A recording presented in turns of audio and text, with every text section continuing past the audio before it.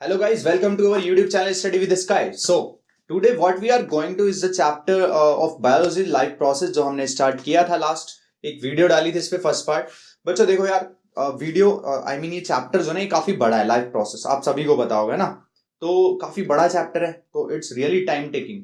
क्योंकि मैं अगर इसको अच्छे से पढ़ा रहा हूँ ना तो बेटा बन जाएंगे यार, 2-3 पार्ट्स आराम से बन रहे हैं यार। मैं क्या करूँ, मैं कर नहीं पा रहा एक ही वीडियो में, समझ रहे हो ना। एक ही वीडियो में या फिर वो बहुत लंबी वीडियो हो जाएगी। तो हम यार अच्छे से कराता हूँ और देंगे टाइम, कोई दिक्कत नहीं है। आपको भी देखो अगर अच्छे से कंटेंट चाहिए, अगर अच्छे से सीखना है, सब चीजें एकदम यहीं पे याद करके जानी है ना, मार्क्स अच्छे लेके आने हैं, तो टाइम तो बच्चों देना पड़ेगा, है ना। तो थोड़ा सा टाइम दो बस।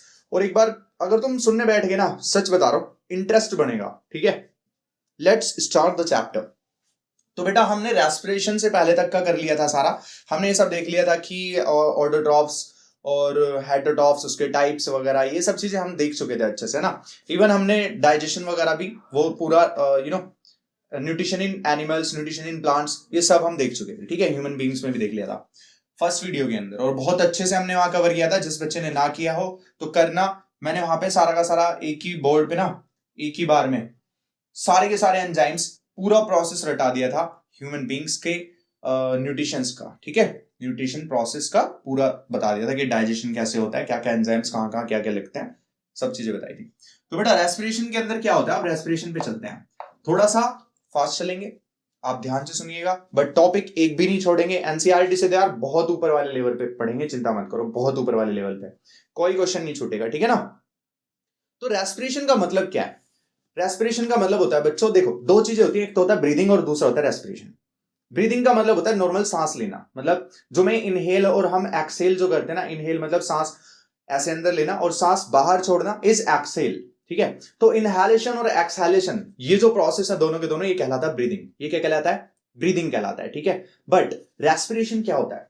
Respiration is something else. Respiration एक बायोकेमिकल प्रोसेस होता है। रेस्पिरेशन क्या होता है? Biochemical process. अब देखो जैसा कि लास्ट में हमने ना पढ़ लिया था, हमने लास्ट में क्या पढ़ा था कि जो डाइजेस्ट हुआ फूड, फिर वो एसिमिलेट होता है ना। आई एम सॉरी, पहले डाइजेस्ट होता है, फिर एब्जॉर्ब होता है, फिर एसिमिलेट होता है, ठीक है। तो पहले जो मैंने खाना खाया, इंजेशन, फिर डाइजेस्ट हुआ, वो डाइजेस्ट होने के बाद वो एब्जॉर्ब कर लिया, ब्लड में आ गया। अब ब्लड उसको पूरी बॉडी में फ्लो कराता है, उस प्रोसेस को बोलते थे एसिमिलेशन। तो जो फूड है ना, एसिमिलेटेड फूड, अब फूड आ गया, जैसे सपोज करो यहाँ एक सेल है, बॉडी सेल है यहाँ पे, इस तक हमारे पास क्या आ गया? फूड आ गया, ठीक है। और हार्ट के थ्रू जो हार्ट जो भेज रहा है ब्लड, उसमें से ऑक्सीजन आ रहा है, उसमें ऑक्सीजन आ रहा है। तो इस सेल के पास ना मेरे पास क्या क्या चीजें पहुंच गई बेटा, ये सपोज सेल है, इसके पास क्या क्या चीजें पहुंच गई हैं? एक तो फूड पहुंच गया है, और एक पहुंच गया मेरे बच्चों ऑक्सीजन, यानी कि O2 गैस, ठीक है। ये हमारा सेल है। तो इस सेल के अंदर ये दोनों चीजें आएंगी और क्या बनेगा? एक केमिकल रिएक्शन यहां पे होगी, जिसको हम बोलेंगे रेस्पिरेशन। जो केमिकल रिएक्शन यहां पे होगी उसको हम क्या बोलेंगे बेटा? रेस्पिरेशन बोलेंगे, ठीक है। तो इस केमिकल रिएक्शन के जो हमारे रिएक्टेंट्स हैं, रिएक्टेंट्स होते हैं ये फूड और ऑक्सीजन। फूड कौन सा? जो हमने खाया, और ऑक्सीजन कौन सी? जो हम इनहेल करते हैं, जो एयर से लेते हैं, ठीक है। वो सब बताऊंगा कि उस एयर में कितना परसेंटेज होता है ना, कितना परसेंटेज ऑक्सीजन का होता है, कितना हम फिर बाहर निकालते हैं तो उसमें कार्बन डाइऑक्साइड का कितना परसेंटेज होता है, कितना ऑक्सीजन भी बाहर निकालते हैं हम। सुनना ध्यान से बेटा, आज बहुत इंटरेस्टिंग चीजें चलने वाली हैं, बस यहाँ पे सुन लो। मैं कह रहा हूं पढ़ाई तो छोड़ो, इंटरेस्ट बना दूंगा, ठीक है। ये नहीं होगा कि हाँ आप मार्क्स के लिए पढ़ रहे हो, अरे वो छोड़ो यार, वो सब तो अपने आप आते रहेंगे, चिंता मत करना, मार्क्स वगैरह सब आएंगे, आप इंटरेस्ट लो। तो देखो फूड प्लस ऑक्सीजन आया, रिएक्टेंट्स ये दोनों हो गए, प्रोडक्ट क्या बनेंगे? इसमें आकर कुछ हुई, बायोकेमिकल प्रोसेस हुआ, यहाँ पे केमिकल रिएक्शन हुई, और बना पता है क्या? यहाँ पे बनी बेटा तीन चीजें। सबसे पहला क्या बना? CO2। क्या बना? CO2, carbon dioxide gas. और दूसरा क्या बना बेटा? मेन जो बना वो बनती है हमारी एनर्जी। क्या बनती है बेटा? एनर्जी। और तीसरा क्या बनता है मेरे बच्चों? वाटर बनता है। तीसरा क्या बनता है? वाटर बनता है। किसी को दिक्कत? तो फूड प्लस ऑक्सीजन मिलकर क्या बनाते हैं? CO2 plus energy plus water, ये चीजें बनाते हैं। और यही हमारा क्या कहलाती है? जो पूरी रिएक्शन हुई, ये क्या कहलाती है? रेस्पिरेशन कहलाता है। समझा? तो रेस्पिरेशन को अब मैं इंग्लिश में बोलता हूं, तो respiration is the process in which it is a biochemical process in which we get energy by the chemical combination or the chemical reaction in a cell of food and oxygen. Or in other words we can say when food and oxygen reacts or oxidizes, जब ये दोनों चीजें oxidise होती हैं cell के अंदर, then we get energy, carbon dioxide and water as the product. तो हमें ये तीनों चीजें प्रोडक्ट के रूप में मिलती हैं। समझ आया बेटा? और यही चीज हमारी क्या कहलाती है? रेस्पिरेशन कहलाती है। अब आगे चलते हैं। अब आप एक बात बताओ, आपने कोई खाना खाया, ठीक है, आपने खाना खाया, तो क्या ऐसा हुआ जो उस खाने से एनर्जी मिली, भाई मैंने खाना खा लिया, मेरे अंदर एनर्जी आ गया, मुझसे जल्दी से कोई काम करा लो, है ना, वरना तो एनर्जी वेस्ट हो जाएगी। ऐसा थोड़ी होता है कि अभी खाना खाया तो अभी अभी अभी काम करना पड़ेगा, या फिर हर काम करने से पहले खाना खाना पड़ेगा। ऐसा तो नहीं होता। हम सुबह ब्रेकफास्ट करके निकलते हैं और शाम तक, लंच तक हम आराम से कोई भी काम कर सकते हैं। ऐसा तो नहीं होता ना, ब्रेकफास्ट अभी किया, अभी का अभी सारा काम करा लो वरना एनर्जी खत्म हो जाएगी। ऐसा क्यों नहीं होता मेरे बच्चे? क्योंकि हमारी बॉडी के अंदर क्या होता है, वो बॉडी के अंदर जो खाना जाता है, खाने से क्या बनती है? एनर्जी। एनर्जी हमारी बॉडी स्टोर कर लेती है, जितना काम में लगाना लगा देगी, और बाकी की एनर्जी जो एक्स्ट्रा है ना, उसको बेटा ये स्टोर कर लेगी। इस एनर्जी को क्या करेगी? हमारी बॉडी स्टोर कर लेगी। तो ये एनर्जी स्टोर कहाँ होती है बच्चों? ध्यान से सुनिएगा। कुछ मत सोचो यार कि मार्क्स वार्क्स बोर्ड्स की टेंशन कुछ मत लो, आप बस मेरे साथ आ जाओ, ठीक है? विजुअलाइज करना चीजों को, फील करना चीजों को, ठीक है ना, मजा आएगा। देखो, तो एनर्जी जो है बेटा वो बनी। अब एनर्जी स्टोर कहां पे होगी? तो बेटा एनर्जी स्टोर होती है सेल्स के अंदर ही। किसके अंदर स्टोर होती है? सेल्स के अंदर ही। तो सेल ये रहा और इसके अंदर रिएक्शन हो रही है, सब चीज इसी के अंदर हो रही है, यस ऑफ कोर्स। तो उसकी अलग अलग साइट्स होंगी ना, अलग अलग साइट, मतलब इसके अंदर कुछ अलग अलग जगह होंगी जहां पर ऐसा कुछ हो रहा होगा। तो इसी के अंदर बेटा एक चीज होती है एटीपी और एडीपी मॉलिक्यूल्स। एटीपी और एडीपी मॉलिक्यूल्स, ठीक है। अजीब सा लग रहा होगा नाम, जिस बच्चे ने पढ़ा उसने पढ़ा ही होगा, फिर तो कोई दिक्कत नहीं है। पर जिसने नहीं पढ़ा उसको अजीब नाम लग रहे होंगे, अजीब से अभी गरीब बना देंगे इनको, है ना, अजीबो गरीब हो जाएंगे फिर ये। तो देखो, एटीपी का मतलब होता है बेटा एडिनोसिन ट्राइफॉस्फेट, ट्राइफॉस्फेट, ठीक है। और एडीपी मतलब क्या होता है? एडिनोसिन डाइफॉस्फेट, ठीक है ना। फॉस्फेट तो पता ही है आप लोगों को। तो फॉस्फेट क्या मॉलिक्यूल्स होते हैं? सुनना ध्यान से। एक तीसरी चीज होती है फॉस्फेट मॉलिक्यूल्स। दो चीज तो होगी एटीपी और एडीपी, तीसरी चीज क्या होती है? फॉस्फेट के मॉलिक्यूल, सिर्फ फॉस्फेट के, ओके। तो क्या होता है, सुनना, सेल के अंदर ये दो मॉलिक्यूल्स होंगे, एटीपी और एडीपी। एटीपी मॉलिक्यूल होता है ये हाई एनर्जी मॉलिक्यूल होता है, क्योंकि इसमें ट्राइफॉस्फेट आ रहे हैं, 3 फॉस्फेट के मॉलिक्यूल। यहां कितने? डाइफॉस्फेट, यानी कि 2 फॉस्फेट के मॉलिक्यूल्स। तो आप बताओ कि कौन सा ज्यादा है? ट्राई वाला ज्यादा है। ट्राई मतलब 3 और डाई मतलब 2, ठीक है। तो यहां 2 है, ट्राई मतलब 3 है। तो किसके अंदर एनर्जी ज्यादा होगी? सोच के बता सकते हो, लॉजिकल है। इसके अंदर एनर्जी क्या होगी? तो ज्यादा होगी। तो एटीपी के अंदर क्या होगा बेटा? High energy molecule. तो इसके अंदर क्या होता है? हाई एनर्जी होती है। जबकि एडिनोसिन के बीच अंदर क्या होता है? लो एनर्जी मॉलिक्यूल्स कहलाते हैं। ये क्या कहलाते हैं? लो एनर्जी मॉलिक्यूल्स कहलाते हैं। समझ आया? ठीक है। तो ये इस तरीके से जब आप एकदम एल्गोरिथम, एक चार्ट, एक फ्लो चार्ट सा पढ़ते जाओगे ना, तो आपको चीजें बहुत अच्छे से समझ आएंगी, दिमाग में बैठती जाएंगी। नोट्स बनाते चलना बस, ठीक है। शॉर्ट नोट्स बना लेना। नहीं बनाने हो तो ये वाली बुक जिसके पास हो ना, ये एस चंद की, ठीक है ना, एस चंद लखमीर सिंह मंजीत कौर, तो ये बुक यार सबसे हेल्पफुल है 10th क्लास के लिए, तो है ना। तो इससे आप कर सकते हो, कोई दिक्कत नहीं है। मैं हमेशा कहता हूँ कि नोट्स मत बनाओ, इस बुक को रेफर करो, क्योंकि नोट्स बनाओगे तो आप लिमिटेड हो जाओगे। बुक खोलोगे तो 1-2 चीजें हमेशा एक्स्ट्रा मिलेंगी, but short notes exam time के लिए बहुत इंपॉर्टेंट होता है, तो वो आप बना सकते हो।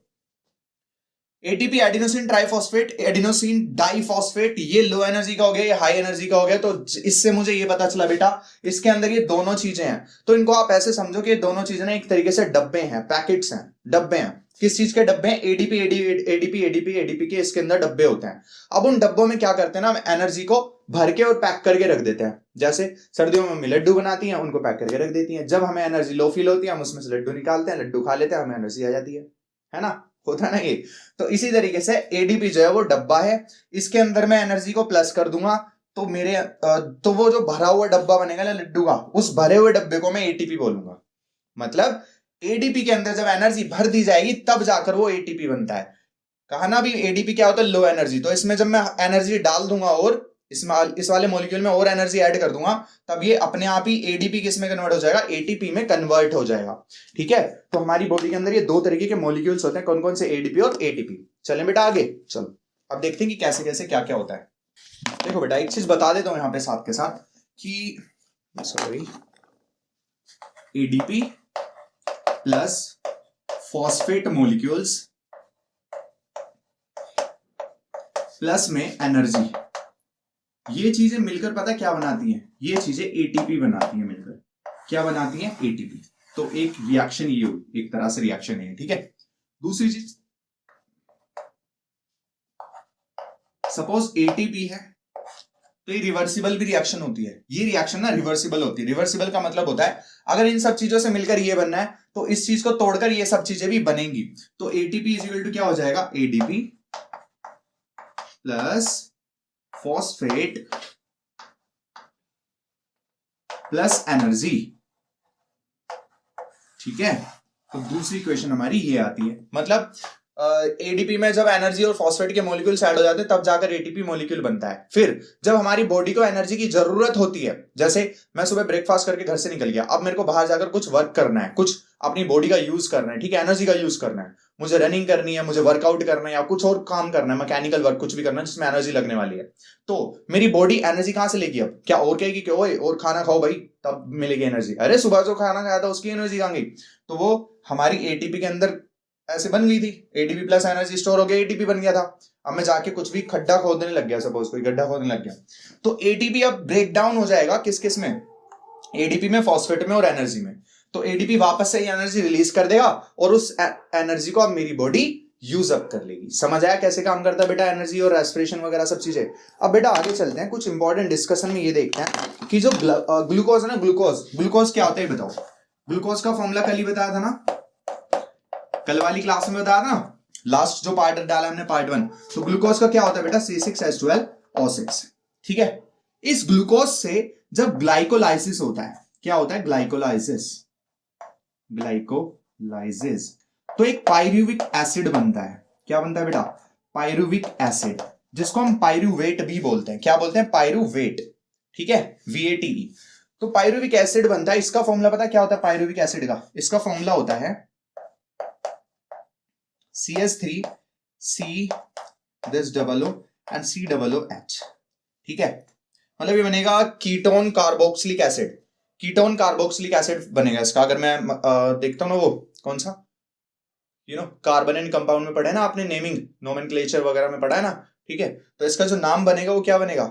कीटोन, क्योंकि कीटोन ग्रुप दिख रहा होगा आप लोगों को अगर आपने केमिस्ट्री में वो चैप्टर पढ़ लिया तो। नहीं पढ़ा कोई दिक्कत नहीं है। ये क्या है बेटा? कीटोन कार्बोक्सिलिक एसिड है। कार्बोक्सिलिक COOH होता है और CO का किसका फॉर्मूला होता है? कीटोन का, इसलिए बन रहा है एसिड, ठीक है। अब आगे सुनो, तो पायरुविक एसिड का फॉर्मूला होता है ये, ठीक है। अच्छा, तो इंपॉर्टेंट डिस्कशन में हमने क्या बात बताई? आपको दो चीजें बताई कि जब ये ग्लूकोज जो है, जब इसका एक प्रोसेस होता है और ये ब्रेक डाउन हो जाता है दो मॉलिक्यूल्स में, इसमें कितने कार्बन के एटम्स है? 6 है। अच्छा, पायरुविक एसिड में चेंज हो गया, तो पायरुविक एसिड के फॉर्मूले में कितने कार्बन के एटम है? देखो 1 2 और 3 कार्बन के एटम है। यहां कितने थे? 6। अगर 6 वाला इसमें कन्वर्ट हो रहा है 3 वाले में, तो 6 वाले से कितने मॉलिक्यूल बनेंगे? इसके 2 मॉलिक्यूल बनेंगे ना, क्योंकि 3 है तो ऐसे एक और बन जाएगा बेचारा। तो ऐसे ऐसे 2 मॉलिक्यूल्स बनेंगे। कितने मॉलिक्यूल बनेंगे बेटा? 2 मॉलिक्यूल्स बनेंगे, ठीक है, समझ आया। तो ग्लूकोज का जब ग्लाइकोलाइसिस होता है तो एक नया प्रोडक्ट बनता है पायरुविक एसिड। पायरुविक एसिड का फॉर्मूला ये होता है, और क्योंकि यहाँ 6 कार्बन एटम है, इसमें 3 है, तो एक ग्लूकोज के मॉलिक्यूल से 2 पायरुविक एसिड्स के मॉलिक्यूल्स बनते हैं।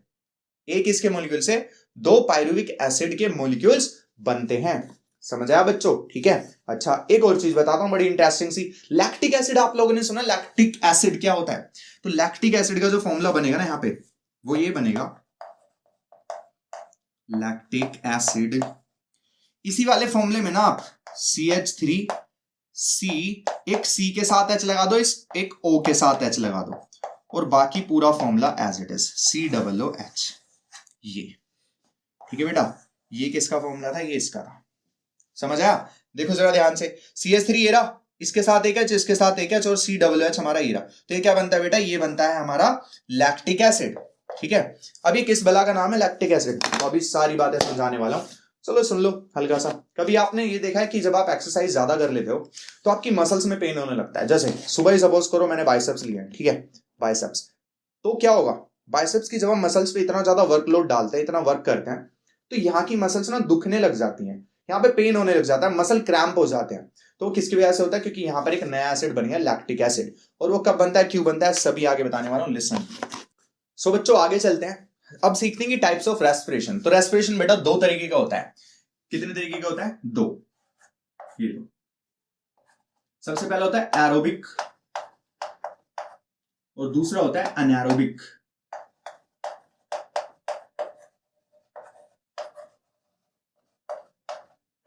रेस्पिरेशन, ठीक है। एरोबिक रेस्पिरेशन और अनएरोबिक रेस्पिरेशन, नाम से ही पता चल रहा है। एरोबिक मतलब एयर का यूज होने वाला है, मतलब ऑक्सीजन एडअप होगी या फिर ऑक्सीजन यहां पर यूज होगी, ठीक है, बट यहां पर ऑक्सीजन यूज नहीं होगी, एब्सेंस ऑफ ऑक्सीजन, ठीक है बेटा। तो पहला जो है एरोबिक रेस्पिरेशन होता है प्रेजेंस ऑफ ऑक्सीजन में, और अनएरोबिक होता है ऑक्सीजन की एब्सेंस में। ओके, सो पहले पे चलते हैं, हमारा एरोबिक रेस्पिरेशन क्या होता है। एरोबिक रेस्पिरेशन का मतलब पता है क्या है, कि इसमें ना ऑक्सीजन का यूज करने वाले हैं। अब आप एक बात बताओ, आपकी बॉडी के अंदर जो रेस्पिरेशन होता है, रेस्पिरेशन क्या प्रोसेस, रिवाइज करो अभी के अभी, क्या था रेस्पिरेशन, अभी बताया ना। सेल्स के अंदर जब फूड जाता है और ऑक्सीजन जाता है, और सेल के अंदर एक रिएक्शन होती है, उससे हमें एनर्जी बनती है। उस रिएक्शन में हमसे मतलब क्या बनती है, रिएक्शन करके एनर्जी बनती है, और क्या बनता है, कार्बन डाइऑक्साइड, और क्या बनता है, वाटर, ठीक है। तो कार्बन डाइऑक्साइड वाटर बाहर निकल जाती है, एक्सेल कर देते हैं हम, है ना, और कार्बन डाइऑक्साइड, और बचता है क्या, एनर्जी। एनर्जी की क्या कर लेते हैं हम, स्टोर कर लेते हैं, किसकी फॉर्म में, एटीपी की फॉर्म में, है ना। पहले क्या होता था, वो मॉलिक्यूल एडीपी, उसमें एनर्जी ऐड हो गई तो क्या बन गया, एटीपी, ठीक है। जब हमें एनर्जी की जरूरत होगी तो एटीपी को वापस तोड़ देंगे एडीपी प्लस एनर्जी में, एडीपी मॉलिक्यूल रह जाएंगे सेल में, लेकिन एनर्जी हमारी बॉडी में यूज हो जाएगी। तो वो जो एडीपी मॉलिक्यूल्स है ना, वो जस्ट लाइक डब्बे हैं, उस डब्बे में हम एनर्जी को स्टोर करके बंद कर देते हैं। डब्बा खोलते हैं, एनर्जी बाहर निकालते हैं, एनर्जी बाहर निकालेंगे तो वो डब्बा क्या बन जाएंगे, वापस से एडीपी। जब एनर्जी उसके अंदर है तब क्या रहेंगे, एटीपी। इजी है ना, कुछ भी नहीं है यार। अब आगे सुनो। तो एरोबिक रेस्पिरेशन का मतलब है जिसके अंदर हम क्या करेंगे, ऑक्सीजन का यूज करेंगे, या फिर in the presence of oxygen बात चलेंगी। तो अभी मैंने बताया था बेटा क्या, कि ग्लूकोज जो फूड होता है हमारी बॉडी के अंदर, जो सिंपलेस्ट फूड जाता है सेल तक, जैसे मैंने कहा यहाँ पे फूड जाएगा और ऑक्सीजन जाएगी। तो फूड कौन सा फूड जाएगा, आलू बैंगन की सब्जी जाने वाली है, घिया तोरी जाने वाले नहीं, वो तो डाइजेस्ट हो जाते हैं। उनसे जो फूड बनता है, सिंपलेस्ट फूड जो बनता है उनसे, वो बनता है बेटा ग्लूकोज। कौन सा फूड बनता है, वो ग्लूकोज में टूट जाता है, ऐसा बोल सकते हैं। सिंपलेस्ट फूड होता है ग्लूकोज, ठीक है ना। तो ग्लूकोज आया, यानी कि C6H12O6। अच्छा, इसका ग्लाइकोलाइसिस हुआ, ग्लूकोज का क्या हुआ, ग्लाइकोलाइसिस। ग्लाइकोलाइसिस होके क्या बना, पाइरुविक एसिड। अभी बताया था, पाइरुविक एसिड, या फिर पाइरुवेट भी बोल सकते हैं, पाइरुवेट, ठीक है ना। इसके कितने मॉलिक्यूल्स बनेंगे बताना जरा। तो 2 मॉलिक्यूल्स बनेंगे बेटा। कितने बनेंगे बोलो, 2 मॉलिक्यूल्स। क्यों, क्योंकि यहां पर कितने थे, यहां पर सिर्फ एक मॉलिक्यूल लिया मैंने, ठीक है, और एक मॉलिक्यूल में इसमें कितने एटम्स होते हैं कार्बन के, 6 एटम्स होते हैं। तो यहां पे कितने होते हैं, यहां पे एक मॉलिक्यूल में 3 एटम्स होते हैं, एक मॉलिक्यूल में कार्बन के 3 एटम्स होते हैं। तो 3 एटम है तो 2 बनेंगे ना इससे, क्योंकि यहाँ 6 है, यहाँ पर 3 ही है, तो 2 मॉलिक्यूल बन जाएंगे जो बैलेंसिंग करते हैं इक्वेशन की, नो। अच्छा, आगे बढ़े। अब क्या होगा, अब बेटा तुम्हारा हमने कहा कि एरोबिक रेस्पिरेशन हम लोग पढ़ने वाले हैं, है ना। क्या पढ़ने वाले हैं, एरोबिक रेस्पिरेशन पढ़ने वाले। तो एरोबिक में क्या होगा, प्रेजेंस ऑफ ऑक्सीजन। तो यहां पर क्या आ जाएगी बेटा, ऑक्सीजन आ जाएगी, ठीक है। और ऑक्सीजन की प्रेजेंस में यहां पर रेस्पिरेशन होगा, और हमारा जो बनेगा यहां पे, वो बनेगी बेटा 6CO2, 6 मॉलिक्यूल बनेंगे कार्बन के, ठीक है, कार्बन डाइऑक्साइड के, और फिर वाटर के भी कुछ मॉलिक्यूल्स बनेंगे, ठीक है, 6 ही बनते हैं, ठीक है ना। और आप वो करोगे ना जब इसकी बैलेंसिंग, तब भी आप सीख सकते हो, हालांकि वो लिखने की जरूरत होती नहीं है, बट आप चाहो तो C6H12O6 इसका फॉर्मूला आपको बताया है, 2 लगा देना बस उसके आगे, क्योंकि 2 मॉलिक्यूल्स बन रहे हैं।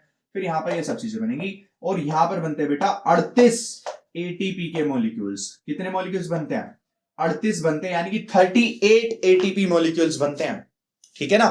38 एटीपी, एटीपी की फुल फॉर्म क्या है, adenosine triphosphate, adenosine triphosphate. ATP की क्या है, एडिनोसिन डाइफॉस्फेट, याद हो गई होगी, ठीक है। चलो आगे। तो यहां पर क्या बना, 38 एटीपी के मॉलिक्यूल्स बने। अच्छा, एक दो चीजें और आपको याद रखनी है, ये जो रेस्पिरेशन होता है वो कहां पे होता है, ये जो रेस्पिरेशन प्रोसेस होता है वो कहां पे होता है, माइटोकॉन्ड्रिया में होता है, ठीक है। हम लोगों को पता है ना, mitochondria is called as the power house of the cell. 9th में पढ़ा था ना, माइटोकॉन्ड्रिया को 8th में पढ़ा था इनफैक्ट। माइटोकॉन्ड्रिया को हम क्या बोलते हैं, power house of the cell बोलते हैं। क्यों, क्योंकि उसी के अंदर बिजली बनती है। पावर हाउस क्या होता है, जहां पर बिजली बनती है। और हमारी बॉडी में कहां बिजली बनती है, सेल में। सेल में कौन से पार्ट में बनती है, माइटोकॉन्ड्रिया में। सेल के अंदर होता है छोटा सा, जिसको माइटोकॉन्ड्रिया बोलते हैं, ऑर्गेनल है, सेल ऑर्गेनल है, ठीक है, तो उसको बोलते हैं माइटोकॉन्ड्रिया, और माइटोकॉन्ड्रिया पावर हाउस कहलाता है क्योंकि उसी के अंदर पूरा रेस्पिरेशन का प्रोसेस हो रहा होता है, ठीक है, तो ये बन गई। अच्छा दूसरी आती है बेटा अनारोबिक रेस्पिरेशन। दूसरी क्या है हमारी, अनारोबिक रेस्पिरेशन। बेटा एनारोबिक रेस्पिरेशन क्या होता है ये बताओ। तो ये होता है इन एब्सेंस ऑफ ऑक्सीजन,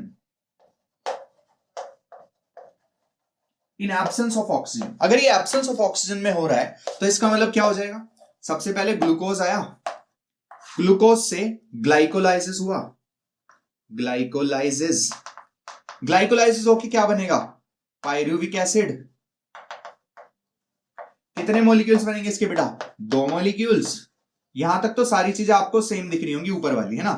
यहां पे 1 मॉलिक्यूल लिया हमने इसका, ग्लूकोज का लिया 1 मॉलिक्यूल, पायरुविक एसिड के बने 2 मॉलिक्यूल्स। लेकिन यहां पर in absence of oxygen, in absence of oxygen क्या बनेगा आप बताओ। तो यहां पर बनेगा बेटा इथेनॉल एसिड।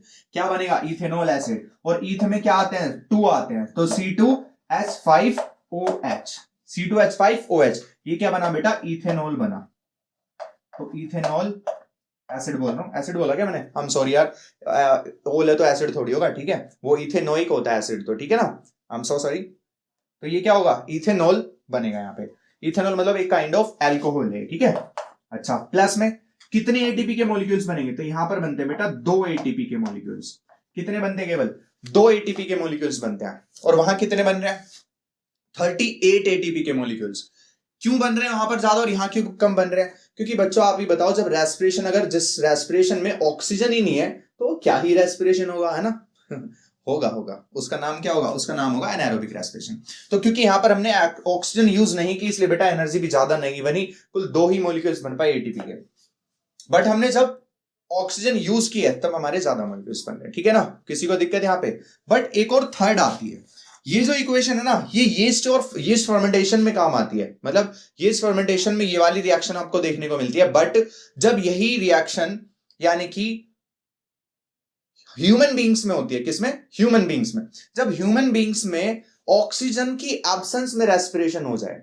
अब आप कहोगे ये कैसे होगा, हम तो ऑक्सीजन लेते हैं, हम तो इनहेल करते हैं, ऑक्सीजन लेते हैं, तो फिर क्यों होगा हमारे अंदर एब्सेंस ऑफ ऑक्सीजन में एनारोबिक रेस्पिरेशन हमारे अंदर क्यों होगा। तो बेटा होगा, बताऊंगा क्यों।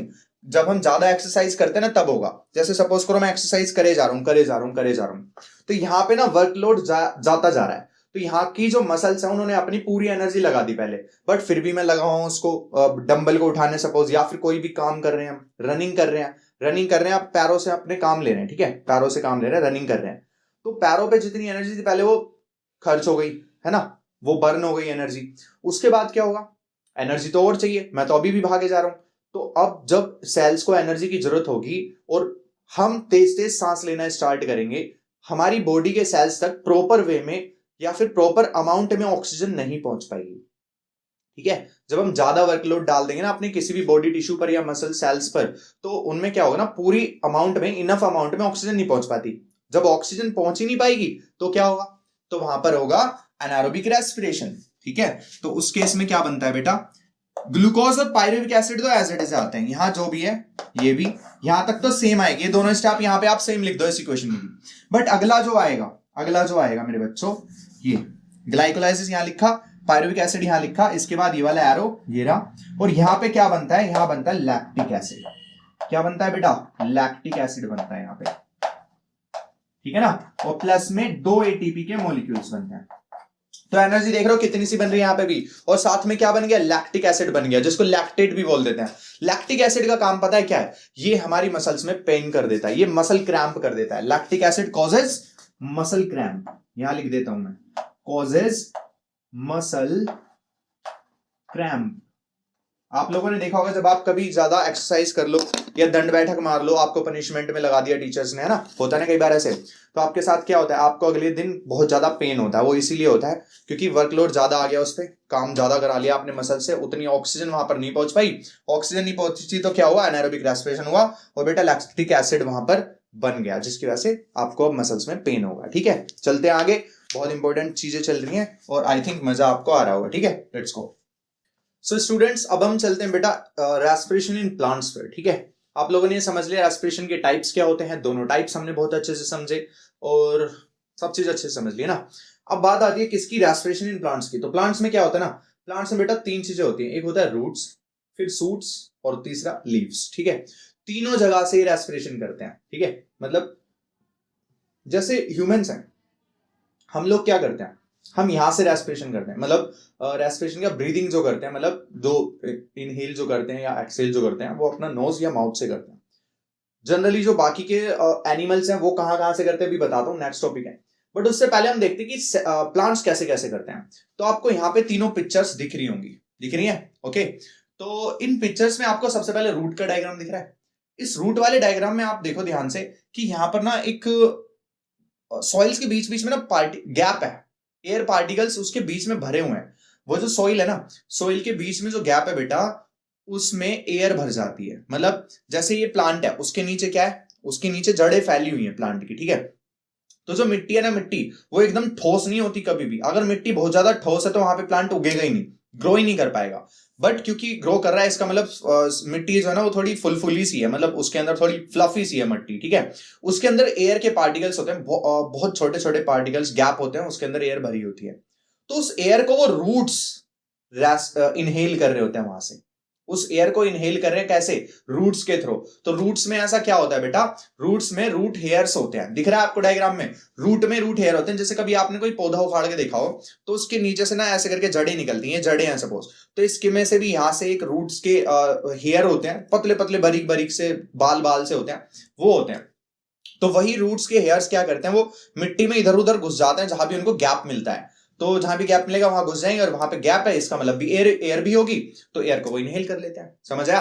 और फिर रूट्स को रेस्पिरेशन हो जाता है। फिर सूट्स की बातें आती हैं, सेकंड नंबर पे दिख रहा होगा सूट्स का। तो सूट्स में पोर्स होते हैं छोटे छोटे, जैसे ट्री होते हैं, बड़े बड़े ट्री होते हैं, देखो ट्री होते हैं, वुडी ट्रंक होती है जिनकी, वुडी ट्रंक मतलब की जिनकी थोड़ा लक्कड़ लक्कड़ जो होता है, ट्रंक मतलब वो जो नीचे से ऐसे चौड़े से स्टार्ट होते हैं ना ट्रीज, ठीक है, तो इसको ट्रंक बोलते हैं। ये जो मोटा सा उसका जो बेस है, वो तना है तगड़ा सा है ना, उसको ट्रंक बोलते हैं।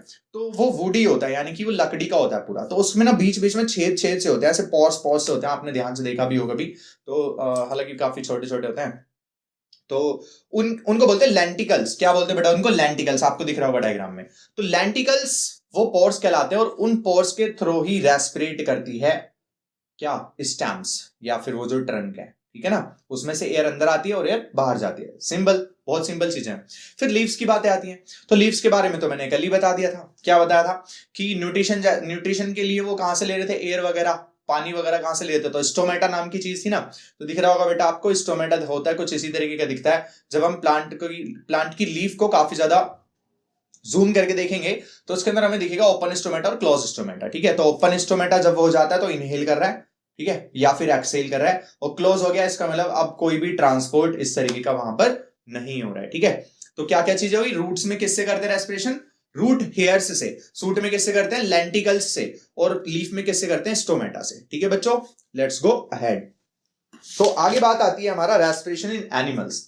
अब एनिमल्स की बातें सुनो, बड़े इंटरेस्टिंग है यार। ठीक है, सबसे पहले चलो ह्यूमंस की बातें करते हैं। भाई ह्यूमंस या फिर बाकी के जो एनिमल्स हैं, जैसे dogs, cats, buffaloes, Lions, tigers, ये सब, तो ये सब क्या है, ये इनके पास एक नोज माउथ सब चीजें होती हैं, इसी से इनहेल करते हैं, इसी से एक्सहेल करते हैं। तो रेस्पिरेशन सिस्टम पूरा उसी से चल रहा है ना।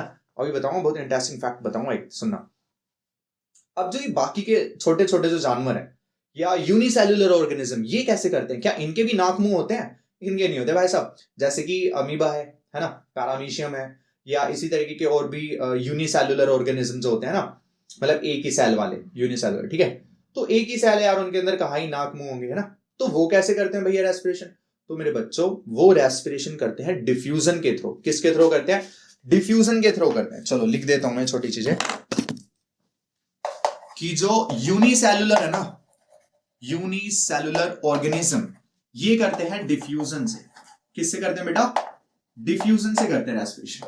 अच्छा, जो फिश वगैरह होती हैं बेटा, वो किससे करती हैं? फिशेस या प्रॉन्स वगैरह जो होते हैं, ये किससे करते हैं? तो ये करते हैं गिल्स से, है ना। अरे पंजाब वाले गिल नहीं है यार, ये गिल्स का मतलब क्या होता है, ये गिल्स का मतलब होता है फिशेस के अंदर ना एक खास तरीके का ऑर्गन होता है, ठीक है। जैसे हमारे अंदर लंग्स होते हैं, इनके अंदर गिल्स होते हैं। सभी ने सुना होगा इस बारे में कि उनके अंदर लंग्स नहीं होते, गिल्स होते हैं, इसलिए वो सिर्फ पानी में जीवित रहती है। बाहर निकालो मर जाएगी, हाथ लगाओ डर जाएगी। हाँ काइंड ऑफ ऐसा ही था ना। चलो कुकर में डालो पक जाएगी। तो थर्ड क्या है, थर्ड बेटा उसके बाद क्या आता है देखो, फिशेस हो गई, ये हो गया। अच्छा ग्रास हॉपर्स के बारे में सुना है आपने? ग्रास हॉपर्स जो होते हैं, ग्रास हॉपर्स या फिर मच्छर मक्खी। मच्छर मक्खी मतलब मच्छर मतलब मॉस्किटोज, मॉस्किटोज एंड मक्खी मीन्स हाउस फ्लाइज वगैरह, ठीक है। इन सब में कैसे होता है, तो बेटा इनमें बॉडी के थ्रू होता है। इनकी बॉडी पर ना छोटे छोटे वेंट्रिकल्स बने होते हैं। क्या बने होते हैं? वेंट्रिकल्स मतलब स्पाइरेगल्स बोलते हैं I think. Just let me check, गलत नहीं बोलना चाहिए ना। हाँ स्पाइरेगल्स है बेटा, ठीक है। इनकी बॉडी पर क्या होता है? स्पाइरेगल्स होते हैं, सही बोल रहा था मैं, ठीक है। तो इनकी बॉडी पर होते हैं क्या? स्पाइरेगल्स होते हैं, ये इनके थ्रू करते हैं, ओके।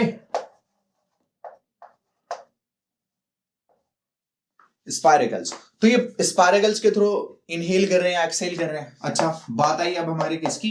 ह्यूमंस की, यानी कि मल्टी सेल्यूलर ऑर्गेनिज्म कोई सा भी हो तो मल्टी सेल्यूलर। तो मल्टी सेल्यूलर ऑर्गेनिज्म किससे करते हैं बेटा? उनके पास एक खास तरीके का ऑर्गन होता है जिसको हम बोलते हैं लंग्स। क्या बोलते हैं बेटा? लंग्स बोलते हैं। ये इनसे करते हैं रेस्पिरेशन, ये रेस्पिरेटरी इनके ऑर्गन्स होते हैं। क्या होते हैं ह्यूमंस में? रेस्पिरेटरी ऑर्गन लंग्स होता है। इनमें क्या होता है? ग्रासहॉपर मॉस्किटोज या हाउस फ्लाइज में स्पाइरेगल्स होते हैं। यूनिसेलुलर में क्या होता है? डिफ्यूजन। और फिशेस और प्रॉन्स वगैरह या फिर जो समुद्री जो होते हैं एक्वेटिक एनिमल्स होते हैं, एक्वेटिक, उनमें ज्यादातर क्या होता है बेटा? गिल्स होते हैं। तो इनको थोड़ा सा और स्टडी करते हैं। यूनिसेलुलर में डिफ्यूजन मतलब ये हमारा अमीबा हो गया, ठीक है। इसके अंदर अगर ऑक्सीजन जा रही है तो वो डिफ्यूज होके चली जाएगी, सिंपल। मतलब यहां बाहर कहीं भी ऑक्सीजन है, वाटर में है या एयर में है, वो सिंपल अंदर डिफ्यूज हो जाएगी, अंदर डिफ्यूज हो जाएगी। डिफ्यूज का मतलब सिंपल सी भाषा में अगर मैं कहूं ना, जैसे सपोज करो, चलो बहुत आसान भाषा में समझाता हूं। सपोज करो पानी गिर गया जमीन पे, तो आप क्या करते हो? पोंछा लेके आते हो, पोंछा उस पानी पे डाल देते हो, है ना। और थोड़ी देर बाद ही वो पानी पूरा का पूरा पोंछा उसको सोख लेता है, सोख लेता है ना। बस यही डिफ्यूजन है। इजी, समझ गए ना?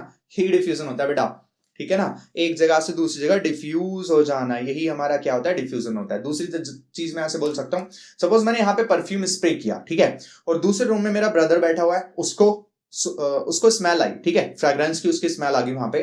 तो वो बोलेगा ओए परफ्यूम कौन यूज कर रहा है मेरा, है ना। तो उससे क्या होगा कि भाई यहां से वो गैसेस जो है वो उधर तक डिफ्यूज कर गई। यहां से जो गैसेस है ना वो परफ्यूम वाली, वो उधर तक डिफ्यूज कर गई, समझ आया? तो ये भी डिफ्यूजन है, मतलब एक मीडियम से दूसरे मीडियम में ट्रांसफर हो जाना, ये चीज। तो इधर से O2 इधर आ गया, यानी कि ऑक्सीजन इधर, और इधर आ गया क्या इसका? CO2। तो CO2 बनेगा इसके अंदर भाई, वही रेस्पिरेशन करेंगे, O2 का यूज करेंगे, कार्बन डाइऑक्साइड बनता है, तो उसको बाहर भी निकालेंगे। तो बाहर निकालने के लिए भी सेम प्रोसेस, क्या? डिफ्यूजन। क्या करते हैं? डिफ्यूजन करते हैं,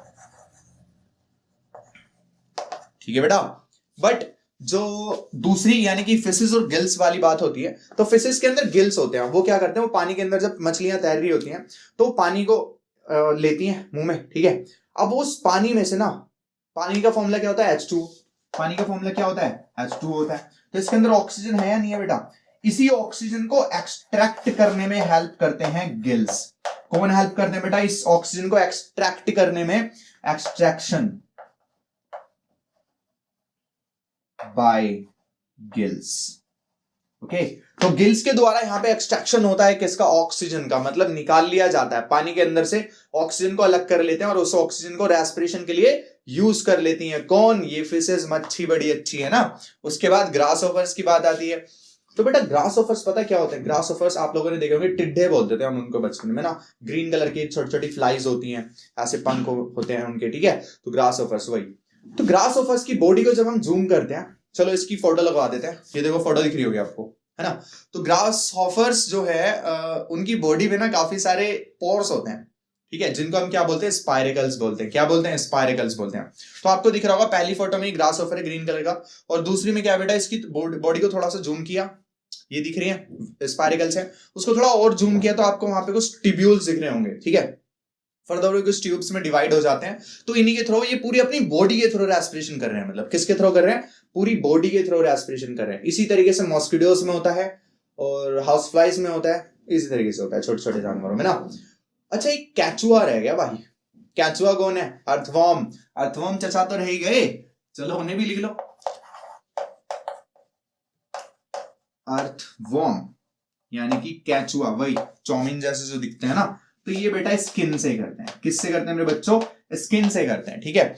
स्किन से कैसे? जैसे बचपन में आप लोगों ने अगर ये आबदारी की हो, भाई हम तो करते थे यार बचपन में, एक दो बार बड़े जालिम रहे हैं हम लोग, तो जैसे कैचुआ निकलते थे ना बचपन में यहाँ पे आसपास में हमारे घर पे, तो हम उस पर ना नमक डाल देते थे यार, ठीक है, तो बड़े पापी लोग हैं, तो उस पर नमक डाल देते थे, वो बेचारा कैचुआ ऐसे बिचलता हुआ एकदम, दैट्स वाज रियली रूड।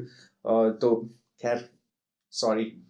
तो क्या होता था, उसकी स्किन पर आप सोचो यार, जिस स्किन से वो रेस्पिरेशन कर रहा है, मतलब उसकी स्किन में ना, वो स्किन के थ्रू रेस्पिरेशन करता है, वो जो डिफ्यूजन होता है ऑक्सीजन और कार्बन डाइऑक्साइड का, वो स्किन के थ्रू होता है, उसकी कोई नाक मुंह नहीं होते कैचुए में, ठीक है। और ये भी बता दूं कि उसमें मेल फीमेल उसी में होता है, ये भी एक फैक्ट है, ये आपको नहीं पता होगा may be, but this interesting fact, ठीक है। एक ही कैचुए में होता है मेल फीमेल दोनों ही, ठीक है, आधा उधर इस तरीके से कुछ होता है।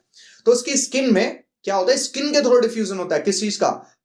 गैसेस का, मतलब ऑक्सीजन अंदर जा रही है स्किन के थ्रू, बाहर आ रही है कार्बन डाइऑक्साइड स्किन के थ्रू, और उसी स्किन पे हमने नमक डाल दिया तो मरेगा ही ना बेचारा। तो ये होता है। तो अर्थवर्म किससे करते हैं? स्किन से करते हैं। तो ये सारी इंटरेस्टिंग चीजें हैं, बट अब जो हमारी मेन चीज आती है बेटा, वो आती है क्या? ये यानी कि ह्यूमन बींग्स। इनके बारे में हमें खासकर पता होना चाहिए, कौन है? हम ही लोग हैं, है ना। तो ह्यूमन बींग्स में क्या होता है बेटा, रेस्पिरेशन कैसे होता है, कौन कौन से ऑर्गन्स यूज होते हैं। अच्छा पहले एक चीज का जवाब दो आप मुझे ये जवाब दो कि जब यूनिसेल्युलर ऑर्गेनिज्म या यूनिसेल्युलर एनिमल्स डिफ्यूजन से कर सकते हैं, तो why not humans can't do respiration bye diffusion process? Why? Just think about it, कि जो ह्यूमन बींग्स है ना, यानी कि हम लोग ये डिफ्यूजन से क्यों नहीं कर रहे? हमें भगवान ने या नेचर ने ऐसा क्यों नहीं बनाया कि हम डिफ्यूजन करके कर सके? नाक मुंह हमें क्यों दे दिए? हम इनहेल एक्सेल ऐसे क्यों कर रहे हैं, है ना? डिफ्यूजन हो जाता है ऐसी बॉडी के अंदर जाता, और बॉडी से बाहर आती, पूरी बॉडी से हो रही होती, जैसे कैचुआ वगैरह कर रहे हैं इसी तरीके से कुछ ऐसा क्यों नहीं होता बता? तो बेटा इसका रीजन ना सिंपल सा ये है कि हमारी बॉडी का ना वॉल्यूम बहुत ज्यादा है, जबकि यूनिसेल्युलर क्या होता है? ऐसे होता है चपटा सा, एक बहुत छोटा सा होता है, इसका कुछ वॉल्यूम नहीं होता। तो इसमें अगर ऑक्सीजन डिफ्यूज होगी तो हर जगह तक ऑक्सीजन आराम से पहुंच जाएगी, ऑक्सीजन हर सेल तो खैर ये पूरा एक ही यूनिसेल्युलर है, मतलब इसके हर एक जगह तक आराम से पहुंच जाएगी। बट अगर वहीं पर ये पूरा का पूरा एक ह्यूमन बीइंग होता, तो क्या पूरी बॉडी तक, हर एक सेल तक ऑक्सीजन डिफ्यूजन के थ्रू पहुंच सकती है? Is it possible? Just think about it, just think. Look, ये क्या है? ये मेरा हाथ है, ठीक है, इतना मोटा सा है, ठीक है ना, ये इतना मोटा सा हाथ है। अब अगर मैं बात करूं बेटा इसके ऊपर वाले, यहां पे एक सेल है, जस्ट ऊपर टिप पे इसके एक सेल है, तो डिफ्यूजन हुआ, इस सेल तक तो ऑक्सीजन पहुंच गई, भाई पहुंच जाएगी, क्योंकि सबसे ऊपर वो सेल है। स्किन से डिफ्यूजन होगा, मैं सपोज करा रहा हूं आपको कि क्यों नहीं होता, ठीक है। डिफ्यूजन हुआ, चलो इस वाले सेल तक तो पहुंच गई ऑक्सीजन। अच्छा चलो उसके नीचे जो सेल है उस तक भी पहुंच गई, ठीक है। जैसे मैं ड्रॉ करता हूं, ये मेरा हाथ है बेटा, सपोज ये मेरा हाथ हो गया, डिंग डिंग डिंग डिंग ऐसे करके कुछ हाथ हो गया, ठीक है ना, सुंदर है, हाँ। तो इस तरीके का हाथ है, ठीक है। यहां पर जो सेल्स हैं ऐसे, और जो नीचे सेल्स हैं, मतलब ऊपर पूरा स्किन पे ये जो आउटर लेयर है, इस पे जितने भी सेल्स हैं, उन सेल्स तक तो बेटा ऑक्सीजन आराम से पहुंच जाएगी, डिफ्यूज करके स्किन के थ्रू पहुंच जाएगी। बट क्या इससे नीचे वाले जो सेल्स हैं, ये एकदम जो बीच में सेल्स हैं, समझ लो बीच में एकदम इसके अंदर, इस हाथ के अंदर बीच में जो होंगे सेल्स, यहां पर जो सेल्स होंगे, यहां जो सेल्स होंगे, क्या वहां तक इतना अंदर तक सेल जो ऑक्सीजन है वो डिफ्यूज कर पाएगी? यार यहाँ पे इतने मोटे हाथ का मतलब है कि यहाँ पर मिलियंस ऑफ सेल होंगे, बहुत, और भी बहुत ज्यादा, हम काउंट ही नहीं कर सकते क्योंकि सेल बहुत छोटा सा होता है। तो इतने सारे सेल्स को पार करते हुए वहां तक पहुंचना ऑक्सीजन के बस की बात नहीं है।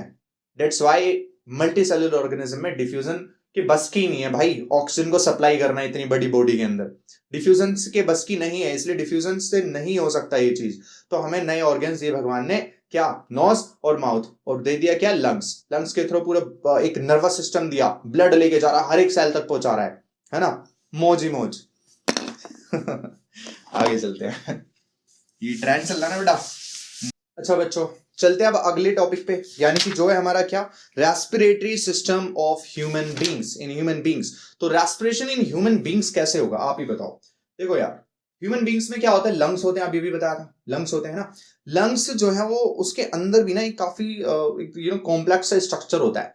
लंग्स के अंदर होते हैं ब्रोंकियोल्स, ब्रोंकाई, ट्रैकिया, ये विंड पाइप जो जाता है, ये फिर दो पार्ट्स में डिवाइड हो जाता है, चलो let's show you the picture, ठीक है, पिक्चर दिखाते हैं, सीधा तभी बातें करेंगे। बट इससे पहले मैं आपको कुछ डेफिनेशंस क्लियर कर दूं, क्योंकि यार बोर्ड में तो डेफिनेशंस लिखनी है ना, वो भी तो आपको रटानी है ना, तो सुनो ध्यान से। रेस्पिरेशन इन ह्यूमंस में सबसे पहली जो डेफिनेशन है वो है रेस्पिरेशन की, जो मैं आपको बता चुका हूं कि respiration is that process in which oxygen is used to generate energy in the cells of the body, ठीक है। Oxygen which is intake in the body is then converted into the energy with the help of food, ठीक है। Oxygen और food क्या बना देते हैं, energy बना देते हैं सेल के अंदर। And the carbon dioxide produced in that process is exhaled out, ठीक है ना। मतलब जो कार्बन डाइऑक्साइड जो वहां पर बनी उसको हम एक्सहेल आउट कर देते हैं, मतलब उसको बाहर निकाल देते हैं, ठीक है बेटा। तो ये पूरा प्रोसेस क्या कहलाता है, हमारा रेस्पिरेशन कहलाता है। अच्छा, ब्रीदिंग क्या होता है, तो ब्रीदिंग अभी स्टार्ट करते ही हमने बताया था इसी लेक्चर में कि ब्रीदिंग का मतलब क्या है, सिर्फ इनहेल और एक्सहेल। मतलब breathing is the process in which the air which is rich in oxygen is taken in and the air which is rich in carbon dioxide is exhaled out. मतलब कि breathing is वो process है जिसके अंदर ऐसी air को हम inhale करते हैं जो कि ऑक्सीजन में रिच है, ठीक है। मतलब ऑक्सीजन की मात्रा उसमें ज्यादा है, उसको हम इनहेल करेंगे। इनहेल करने के बाद वो यूज हो जाएगी बॉडी में, और क्या बन जाएगा, वो रेस्पिरेशन प्रोसेस हुआ, रिएक्शन हुई, वहां पे क्या बना, एनर्जी और कार्बन डाइऑक्साइड। तो जो कार्बन डाइऑक्साइड है वो वापस आएगी, फिर वो हार्ट के पास आएगी, हार्ट लंग्स के पास भेजेगा और लंग्स उसको एक्सेल करा देगा, ठीक है। तो बाहर क्या आ जाएगी, कार्बन डाइऑक्साइड। ओके बेटा, तो ये वाला जो प्रोसेस था, यानी कि ऑक्सीजन को इनहेल करना और कार्बन डाइऑक्साइड को एक्सेल करना, ऑक्सीजन को इनहेल करना, कार्बन डाइऑक्साइड को एक्सेल करना, ये प्रोसेस क्या है, ब्रीदिंग है। ओके, समझ आया। अब चलते हैं अपना आगे। तो बेटा इसमें क्या होता है, सबसे पहले आपको ये दो डायग्राम्स आपको आपकी स्क्रीन पर दिखेंगे, ठीक है। ये दो मानव जो दिख रहे हैं पीले पीले कलर के, लाल लाल इनके लंग्स हैं, है ना। तो सभी के ऐसे होते हैं यार। तो लंग्स आपको दिख रहे होंगे बेटा, लंग्स रिब केजेस के अंदर इसमें बंद है ना, पैक्ड है। तो जैसे ही हम इनहेल करेंगे तो लंग्स ऐसे फूलेंगे, है ना। लंग्स क्या करेंगे, एक्सपैंड करेंगे। जैसे हम करते हैं ना, ऐसे इनहेल करो तो ऐसे करके हमारी चेस्ट ऊपर की तरफ उठती है, क्यों, क्योंकि हवा भर जाती है ना लंग्स में, तो ऐसे ये एक्सपेंड करती है, ठीक है। तो वो एक्सपेंड करेंगे लंग्स। तो बेटा जो साइड में रिब केजेस है ना, रिब केजेस आपको ये जो हड्डियों के ऐसे दिख रहा होगा ढांचा सा, ये बेटा फैलता है, एक्सपेंड करता है, लंग्स के साथ साथ एक्सपेंड करता है। और सबसे मेन चीज, नीचे एक आपको डायफ्राम दिख रहा होगा, डायफ्राम पढ़ते हैं इसको, डायफ्रागम नहीं पढ़ते, डायफ्राम, ठीक है। तो डायफ्राम जो है बेटा, जैसे मैं इनहेल करूंगा, ऑक्सीजन इनहेल करूंगा, तो आप खुद सोचो एक ऐसे ना पत्ती सी लगी हुई है, ये ऐसे है कि भाई जो लंग्स है वो नीचे ना गिरे, ठीक है ना, ऐसे समझो। तो इस तरीके से एक लगा हुआ है सपोर्ट या डायफ्राम जिसको बोलते हैं। जैसे ही मैं इनहेल करूंगा तो ये नीचे की तरफ बैंड होगा, ऐसे नीचे की तरफ बैंड होगा, ऐसे करके होगा, नहीं होगा, क्योंकि इसके अंदर हवा भर रही है, तो उसको नीचे को पुश करेगा तो ये ऐसे करके बैंड होगा, ठीक है। और ये चेस्ट बाहर की तरफ एक्सपैंड करेगी। फिर जब मैं एक्सहेल करूंगा, चेस्ट अंदर की तरफ कांटेक्ट करेगी, क्योंकि रिब केजेस अंदर की तरफ कांटेक्ट करेंगे, लंग्स भी अंदर की तरफ कांटेक्ट करेंगे, क्योंकि हवा सारी बाहर निकल रही है, हम एक्सहेल कर रहे हैं, ठीक है। और जो डायफ्राम है बेटा वो रिलैक्स हो जाएगा। डायफ्राम क्या हो जाएगा, रिलैक्स हो जाएगा, वो वापस से ऊपर आ जाएगा। तो ये प्रोसेस क्या कहलाता है, आई मीन ये इसी तरीके से कुछ इसमें क्या होता है बेटा, रेस्पिरेशन होता है, ठीक है ना। आगे चलते हैं और डीप में समझते हैं इस चीज को। तो रेस्पिरेटरी सिस्टम इन ह्यूमंस के अंदर, अब आपको एक और डायग्राम में दिखाता हूं। इस डायग्राम के अंदर क्या दिख रहा है आपको, सबसे पहले कुछ मेन ऑर्गन्स के नाम बताता हूं जो कि यूज होते हैं हमारे पूरे इस रेस्पिरेटरी सिस्टम के अंदर। सबसे पहले नेसल पैसेज आता है, यानी कि ये जो नोज के थ्रू जो जाता है, ठीक है। सबसे पहले क्या आता है हमारा, ये नेसल पैसेज आ गया, नोज, फिर नेसल पैसेज, नेसल कैविटी भी पढ़ते हैं हम इसको, फिर ट्रैकिया यानी कि विंड पाइप, उसके बाद ब्रोंकाई। ब्रोंकाई का मतलब होता है ये दो जो डिवाइड हो रहा है ना, यहां से दिख रहा होगा, ये सीधा है ट्रैकिया, दिख रहा है आपको डायग्राम में, ट्रैकिया, और यहां से फिर दो में डिवाइड हो गया। वो दो क्या है, वो दो हमारे ब्रोंकाई हैं, ये भी ब्रोंकस है, ये भी ब्रोंकस है, तो उसका प्लूरल फॉर्म कहलाता है। ब्रोंकस का प्लूरल फॉर्म है बेसिकली ब्रोंकाई, और कुछ नहीं है।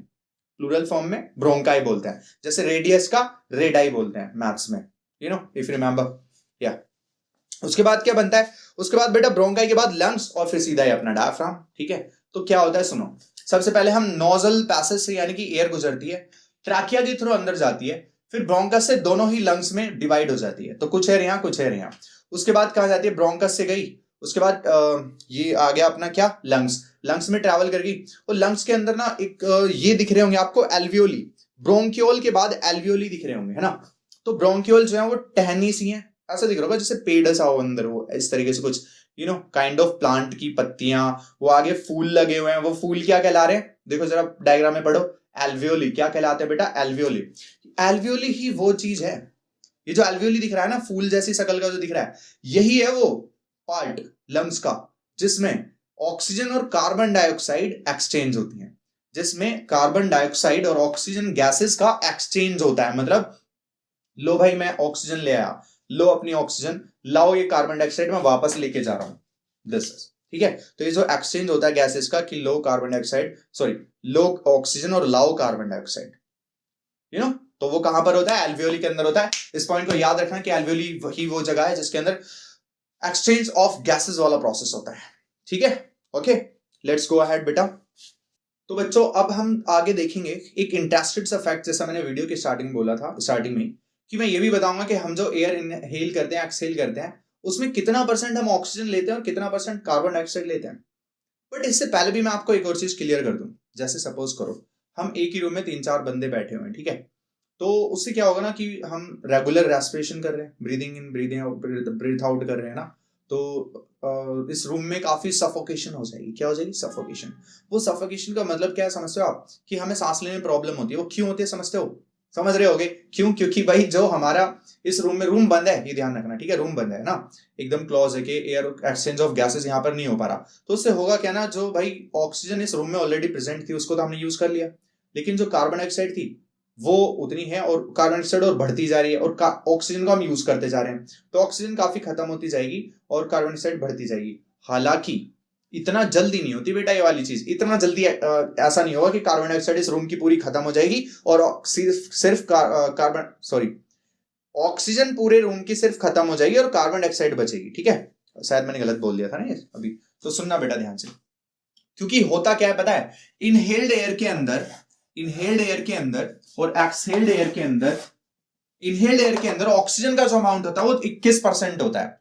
जितनी भी मैंने ली इनहेल करी ऑक्सीजन, उसमें एयर जो इनहेल करी मैंने, उस टोटल एयर में तो बहुत सारी चीजें हैं। एयर में बेटा नाइट्रोजन गैस कितना है, 72% है ना, 74 आई थिंक, 74-75% होता है ना, 78% है बल्कि, कितना है 78% क्या होता है हमारा, सिर्फ नाइट्रोजन गैस होती है, ठीक है, एटमॉस्फेयर में, ठीक है।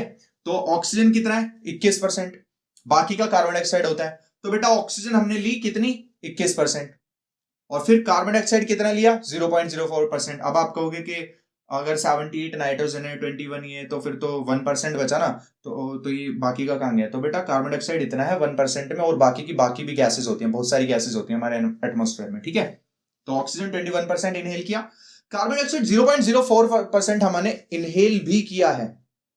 कार्बन डाइऑक्साइड हमने इनहेल भी किया है। क्या हम जान के कर रहे हैं कार्बन डाइऑक्साइड इनहेल, क्या हम चाहते हैं हमारी बॉडी में जाए कार्बन डाइऑक्साइड, उसका तो कोई यूज ही नहीं है, बट ये जबरदस्ती जाता है यार। क्यों, क्योंकि भाई इसी रूम में एक और बंदा बैठा हुआ है, सपोज वो एक्सेल कर रहे हैं, तो बाहर क्या निकलेगी, कार्बन डाइऑक्साइड गैस।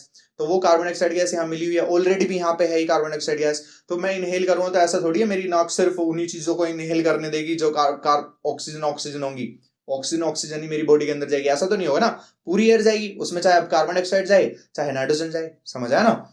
तो कार्बन डाइऑक्साइड भी अंदर जाएगी, बट जो यूज होगी बेटा वो सिर्फ और सिर्फ ऑक्सीजन गैस होगी, ठीक है। और जब हम एक्सेल करेंगे, तो एक्सेल एयर में पता क्या होगा, ऑक्सीजन 16.4% वापस आ जाएगी। मतलब 21% तो इनहेल करी, उसमें से भी 16.4% वापस भी दे दी हमने। तो सिर्फ यूज कितनी करी, पूरी 5% भी यूज नहीं कर रहे, देखो 4.6% ही यूज कर रहे हैं सिर्फ हम एक बार में। जितनी मैंने ऑक्सीजन ली सिर्फ 4% उसकी यूज कर रहा हूं, बाकी की मैंने ऑक्सीजन भी बाहर ही निकाल दी, क्योंकि इतनी जल्दी वो एब्जॉर्ब वगैरह, इतनी जल्दी वो सब चीजें नहीं हो पाती। समझ आया आपको। तो ये फैक्ट है बहुत बड़ा, इस चीज को ध्यान रखना। इनहेल्ड एयर में ऑक्सीजन 21 है और एक्सहेल्ड एयर में भी ऑक्सीजन है और वो भी 16%, इट्स अ बिग अमाउंट। और कार्बन डाइऑक्साइड का देखना, ये 0.04 था, लेकिन यहां पर देखो कितना हो गया 4.4, क्योंकि एक्सेल जब हम करते हैं तो उसमें कार्बन डाइऑक्साइड की संख्या काफी ज्यादा हो जाती है, तो 4.4% हो गया। अच्छा, वाटर वेपर, यानी कि जो वाटर वेपर है, अब एटमॉस्फेयर में वाटर वेपर्स भी होती हैं, इसी की वजह से जब जो ठंडी बोतल जो होती है, जैसे एक ठंडी बोतल है, ठीक है, तो इसके चारों तरफ ना पानी की बूंदें आ जाती हैं, वेपर आ जाती है। जैसे हम ठंडी बोतल को बाहर रखते हैं तो इस पे बाहर लीक सा हो जाता है पानी, क्या वो लीक हो रहा है पानी? नहीं। ठंडी से जब ये गर्म हवा टकराती है ना, जो गर्म हवा है रूम के अंदर, तो कंडेंसेशन होके वो पानी बन जाता है, इसलिए बाहर उस पर वो आती है। ठीक है, सबको पता ही होगा ये चीज। तो वाटर वेपर जो हम इनहेल कर रहे हैं, हम कर रहे हैं, जो वाटर वेपर है उनको हम इनहेल भी करते हैं, तो वो ए लिटिल जाती हैं, बहुत कम। बट वाटर वेपर जब हम एक्सेल करते हैं तो बेटा वो अलर्ट करते हैं। जैसा अभी तुमने देखा होगा, जब सर्दियों के टाइम पे क्या होता है, हमारे मुंह से भाप वो निकलती है, धुआं निकलता है। धुआं नहीं होता, वो वाटर वेपर्स होती हैं। और वो होता क्या है, हमारी बॉडी से तो गरम गरम आ रही थी हवा, जो आ रही थी वाटर वेपर, वो गर्म आ रही थी एकदम। वो बाहर का टेम्परेचर एकदम ठंडा मिल जाता है उन्हें। तो जब गर्म ठंडे से कनेक्ट होता है तो कंडेंसेशन होता है, इसलिए वो हमें दिखती है ऐसे हवा। ऐसे जब हम करते हैं तो वो एकदम धुआं सा दिखता है। क्यों दिखता है, समझ आया? क्योंकि अंदर से आ रही है वो गर्म, और गर्म जब बाहर आती है तो इस ठंडे एटमोस्फेयर से टकराती है। यहाँ पर टेम्परेचर कम है अभी, क्योंकि सर्दी चल रही है, सर्दी का मौसम होता है, तो उसको ठंडा कर देती है। और ठंडा करके क्या हो जाती है, गर्म व्यापर को जब मैं ठंडा करूँ तो वो पानी बनता है ना, तो इसलिए वो छोटी छोटी ड्रॉप्स हमको दिखती हैं एक तरह से। ठीक है ना, वो कंडेंसेशन प्रोसेस होता है, वो धुआं सा इसलिए दिखता है। समझ आया बेटा यहाँ तक? तो यहाँ तक करते हैं हम। एक और चीज सुन लो यार, रेट ऑफ ब्रीदिंग जो है, यानी कि 1 मिनट में हम, जो नॉर्मल बंदा है वो कितनी बार ब्रीद इन कर लेते हैं, यानी कि कितनी बार एक्सेल और कितनी बार इनहेल कर लेते हैं। एक ब्रीथ का मतलब पता है क्या होता है? एक सांस का मतलब होता है एक बार एक्सेल, सॉरी एक बार इनहेल और एक बार एक्सेल, एक बार इनहेल और एक बार एक्सेल। ठीक है, ये होता है 1 ब्रीथ। तो 1 मिनट में हम 15 से 16 टाइम्स ब्रीदिंग करते हैं, एवरेज, ऑन एन एवरेज कितना करते हैं 1 मिनट में? 15 से 16 टाइम्स। ओके,